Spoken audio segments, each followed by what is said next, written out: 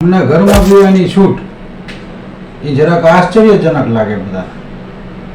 કોઈ માણસ દારૂ પીતો હોય, બહારથી પીને આવે એટલે ઘરે કકડાટ ચાલુ થાય. બા, બાપુજી, ધર્મપત્ની, ભાભી, ભાઈ, બેન આ બધા મુંડે એની ઝાટકણી કાઢવા અને ઘરમાં કલેશ થાય. અમારે એનાથી ઊંધું.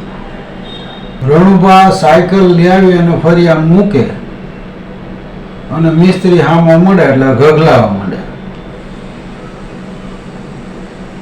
એટલે ગમે એના રોલ કરી આવે, ધ્યાન રાખતો હોય તો અમારે તારા આડું ઉતરવું પડે. કોકિલાબેન બાજતા હોય કે શું કચકચ કચકચ કરી જ રાખે છે. હૈખે બેસતી હોય તો છોકરાઓને ગમે એમ ડારા ડફારા દઈ દે. પછી આખું ફર્યું એકત્રિત થાય અને અંદરો અંદર વાત કરે કે આ દરબારને જયડો નથી લાગતો. જયડો હોય તો શાંતિથી ઘરમાં ગરી ગયા હોય, કોઈને યાર વાતચીત ન કરે. અમારે આ પ્રતિક્રિયા. પીધા પછી નો બકવાસ. આવી શાંત પ્રકૃતિના હિસાબે બધાય પરમાર ભાઈઓ, બધાય ખાનદાનમાં મારા ઘરે પીએ. પીવાની ટેવ, સોરી કુટેવ. આ વસ્તુ બીજા ના પોસાય. એના અમુક દાખલા છે. શું કામ ઘરે પીવાની જ છૂટ મળી? એમાં મારો જ તમે દાખલો લ્યો. 2000ની સાલમાં માણસો કામ કરતા હતા, દિવાળી ટાણું હતું. આજે બધાને એમ થતું હતું કે જીતુભાઈ બોનસ દે એટલે કપડાં લતા લઈ આવશું, બૂટ ચંપલ આ તે ખરીદી કરી અને દિવાળીનો જલસો કરાવશે. બબે પેગ મારીને નીકળી જાવ ને કામનો કોઈ પાર નહીં થાય. મને એમ થયું કે હાડી નાઇટ કરવી પડશે એટલે આ બધો પ્રોગ્રામ કાલ દિવાળીએ રાખી, આજનો દી કામ ખેંચી લે. રાત્રે મારા દીકરાએ જોશ જોશમાં 10 વાગે કામ પૂર્ણ કરી નાખ્યું. પછી કામ નહીં, પછી બધાને લાભ પાંચમનું જ કીધેલું. એટલે પછી બોનસ પકડાયો. એમાંથી એક જણા હરખભેર કીધું વહેલું પતી ગયું તો વાલન દરબાર. બીજાએ કીધું, ત્રીજાએ કીધું, બહુમતી આવી પછી હું હેલો હાલો કરો. તો હોટલ લઈને આમ 5 જ જણા બેઠા. ત્યાં તો દરવાજો ખીખડો. જોયું તો મારો મિત્ર દિલીપ હતો. દિલપો અંદર આવ્યો. હા દરબાર હું ટાણા પહોંચી ગયો ને? હા બહુ ટાણા પહોંચી ગયો. કર ભાગ. એ 6 ગ્લાસ મૂક્યા ને એ બધા બબે પેક પીધું ને પછી છોકરાઓને બોનસ દીધું ને એ બધા ખરીદી કરવા વયા ગયા. હું દિલપો મેં કીધું હાલો હવે આપણે ઘરે વ્યા જાય. તો દિલીપ મને કે એમ ક્યાંથી છે આવું? હજી તો પીવું છે. મેં કીધું ખતમ થઈ ગયું. એલા તો પેટમાંથી કાઢીને મને કે હું લાવ્યો છું તે અડધું. પછી મારેથી ન રહેવાનો. મેં કીધું ભર હવે બીજું શું થાય. વળી ચાખતા જાય. મને ક્યાં અંદર તમારે વાસ આવે છે બહુ, થિનર નહીં કલર નહીં. હાલો ને બહાર ચાલીને બેસી કે આ ચાલીની વાત નીકળી ને એટલે મારા બાલુભા કાકાની વાત કરી. દિવાળી ટાણું થાય ને એટલે અમે 2 માણસ પગે લાગવા જામનગર ખોડિયાર કોલોનીમાં બાલુભા કાકા પાસે જાય. હું જો ઘરમાં પ્રવેશ કરું ને કાકાને પગે લાગું ને એટલે એમ કે હવે જે બેટા રાહ જોતો તારી. સીધા કબાટના ઢાંકણા ખોલે, કાઢે અંદરથી ખુરશી આડી રાખે, 2 ગ્લાસ રાખે, 2નું ભરે. સોડા લઈશ કે પાણી લઈશ? હું 2 થોડું થોડું એકાદ પેક ભરે. એ ક્યાં એક બાજુ રાખ્યું છે ને સામે કે પસો હોય ને પાછો હડી કાઢીને જોવા આવે. બાપુ તમે સવારના પોરમાં ચાલુ થઈ ગયા. માંગા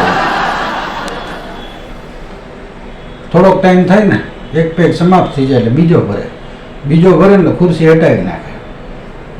જરાક આમ વાહરમાં આવી કે માયણા પાસે ગરમી જેવું થાય દીકરા. બીજો વાતો કરતા કરતા સમાપ્ત થાય ને એટલે ત્રીજો ભરવાનું ટાણું થાય ને એટલે બેટા બહુ ગરમી થાય, હાલને બહાર ફરિયાદ દે. બીજું પણ ઓલો પસો પસાની 1-2 થવાની ક્યાં. પીધા પછી માણા પછી કોઈનું ઓલું નથી રાખતો. પેલા સંયમ રાખે. હવે વાત કરી પાછી ચાલીની દિલપાની.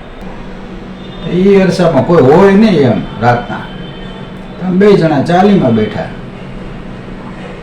દીધું મસ્ત અને એ પછી હવાની ફટકી લાગી તો બે ચત્તા પાટ ચાલીમાં જ હોઈ ગયા.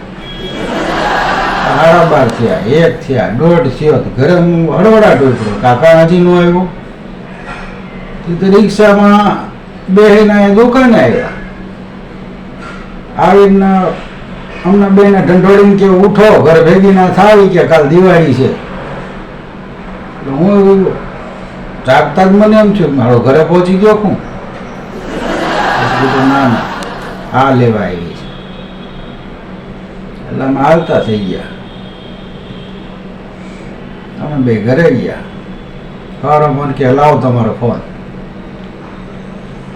મેં ફોન દીધો. મને કે દિલીપનો નંબર કાઢો. મેં દિલીપનો નંબર કાઢ્યો. મને કે હવે એને ફોન કરો. મેં ફોન કર્યો. હું હેલો બોલું તો હાથમાં ચટીને મારી ઉંમર લઈ લીધો કે હે દિલીપ, હવે પછી જો તારા ભાઈને આવી રીતે પીવડાવ્યો અને રેઢા મૂકી દીધા ને તો મારા જેવી ભૂંડી કોઈ નથી કે ઢેડીને મારીશ હું તને. ઘરમાં નહીં કરવા દઉં ને ઓફિસમાં નહીં કરવા દઉં. સમજો? દિલીપે દેખાણો નથી અને મારે પાછી ઘરે પીવાની છૂટ થઈ ગઈ. તમારે બહાર નહીં પીવાનું. મારે બીજો એક કિસ્સો છે મારી યુવાનીનો, યુવાવસ્થાનો. લગભગ માની લો ને કે 20 વર્ષનો, 20-21 વર્ષનો ભાઈબંધ દોસ્તાર ખરા. અને અમારા ચંદુભા હતા આર્મીમાં, તેનું પરમિટ હતું. તો એક દી 5 દોસ્તારો આખું બિયરનું કાર્ટૂન લઈને ઉપડા મોટલ ધ વિલેજ પાસે ત્યાં ખુલ્લા પટમાં એ બરફ બરફ જમાવેલો હતો. નાંગરી લીધી બધાએ અને 31મી ડિસેમ્બરનું ટાણું લ્યો ને પછી રાતના પછી ઘર ભેગા થયા બધા. અમારે ઘરે નિયમ હતો મોડું આવે ને એટલે ડેલીની હાકડ છે ને ઢીલી રાખેલી હોય, અંદરથી હાથ નાખો ને એટલે ખુલી જાય. મેં હાકડ ખોલીને વાહવા ગયો તો અંદરથી ચંદુ મિસ્ત્રી ફરી આમ હૂતો હોય છે. મને કે હવે બેટા દઈ દે હાકડ આખી, કે હવે કોઈ નહીં આવે તો જતો છેલ્લો. મેં હાકડ વાહી દીધી. હું અંદર ગયો તો હજી ખુલ્લા બાયણા રાખે, ખબર હોય ઘરનું સભ્ય બહાર છે. તો એક બાયણાનો ઠેલો માર્યો હરવેકથી અને પગ મૂકવા ગયો અંદર. પગ આવ્યો સીધો મારા બાપુજીના પગ ઉપર. હળાફ કરતા બેઠા થઈ ગયા. લાઈટ ચાલુ કરી. બાયણા વાહે જ પરોણો રાખે. ઉપાડ્યો પરોણો અને મને ઓલો પોંક ખેરે એમ ખેરી નાખ્યો. બૈડામાં, ઈંધામાં, ફૂલામાં. આ તારે હાથડ ઉપર બટા ઝટી. મારી બા ઉભાથી લોકવાનો પ્રયત્ન કર્યો, બે કેને અડી ગઈ. આડું કીધું આ તો ખોટું થઈ ગયું. પછી માન બેઠું બેઠું હતું. મારી બા મને રહોરામ લઈ ગયા, ખવડાવ્યું. પછી હોઈ ગયા બાપ દીકરો માન બધા. સવાર પડી હું ઉઠીને દાંતણ કરવા જતો હતો. મારા પપ્પાને વહેલી નોકરી હોય એરપોર્ટમાં. તેને પૂજા પાઠ કરી લીધા હતા ને ટુવાલ પહેરીને ઊભા હતા. તો હું આમ દાંતણ પાણી કરવા જાઉં ત્યાંથી મારું બાવડું પકડ્યું. બેહેડો ખુરશી ઉપર. મેં કીધું આ હું રાતવાળું હજી બાકી રહી ગયું છે. માર્યા કીધું. મને કે જો આજ પછી બહાર પીવા જવાનું નહીં. તને જેથી પીવાનો ચહરગો ઉપડે ને તેથી મને કહેજે, હું લઈ આવીશ. બાપ દીકરો હારે બેસું. સમજો?